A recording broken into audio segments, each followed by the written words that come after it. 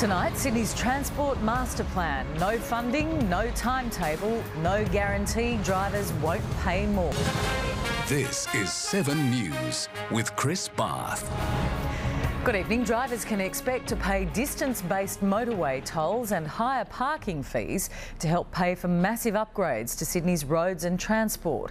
That's the ominous message from the state government's draft master plan, a document already slammed as long on vision but short on detail. Finally, nearly 18 months after winning power, the government has unveiled its plan to fix Sydney's transport.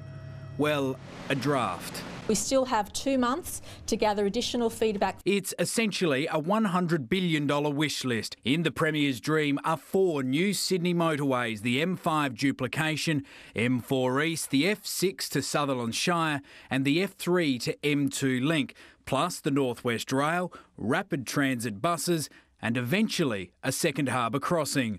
But there's still no idea of when that will start, how much it will cost or how it will be funded. How much is this? That is an issue that I've spoken about at length. This state saw more than its fair share of big visionary master plans. Drivers who travel long distances should brace for hip pocket pain. Tolling based on distance across our motorways is something that we'd like to achieve. Also flagged increased registration fees and new tolls on the M4 and M5 to fund extensions.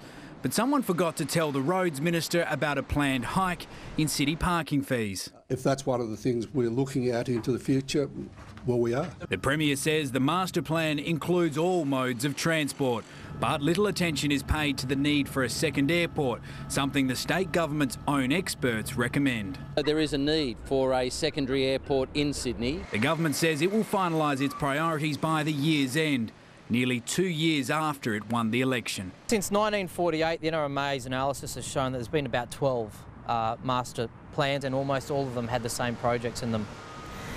And Lee Jelisek joins us live from State Parliament. Lee, when will we get a clearer timetable for these projects? Well, Chris, this plan will now go before Infrastructure New South Wales when it meets on Thursday.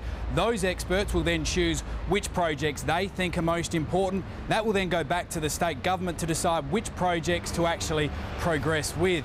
Based on this rate of progress, it could be years before any construction actually starts. Chris? All right, thanks Lee. Lee Jelisek there live from State Parliament. Today's response to the master plan from Sydney's transport hotspots varied from hope to cynicism. Those who live and work in our west, southwest and northwest say they're happy something's being planned, but despair of anything actually being built. In Sydney's congested, neglected northwest, they are trying to be positive about the latest grand transport plan. We've been challenged for a fair while of not having a North-West rail link out here, which seems to be moving in the right direction. So any move forward is welcome by us. Thousands of workers in the hills have been battling traffic since the Norwest Business Park was established more than a decade ago. It was built on that premise of the rail line being built, so we're eagerly awaiting and much more confident that it's going to happen. In the southwest, they're also waiting for improved rail services. I think more frequent trains, rather than waiting, if you miss a train, you've got to wait like 15 minutes for the next train, which is just ridiculous. And there was no joy for hundreds of thousands of Western Sydney drivers stuck in the morning crawl to the city. And it doesn't get any worse than this. Sydney's answer to the Berlin Wall, the great divide between east and west, where the M4 meets the dreaded Parramatta Road. And it seems we're stuck with it for years to come. Always lots of speculation and never enough doing. How long have you been waiting now? Since I started using this road, about 15 years. The question of exactly when work will begin remains unanswered. Do you reckon they'll ever build it? No, I don't think so. Not in your lifetime? No, not in my lifetime. And Adam Walters joins us now from Silverwater on the M4. Adam, it's not just city-bound drivers fed up with the missing link.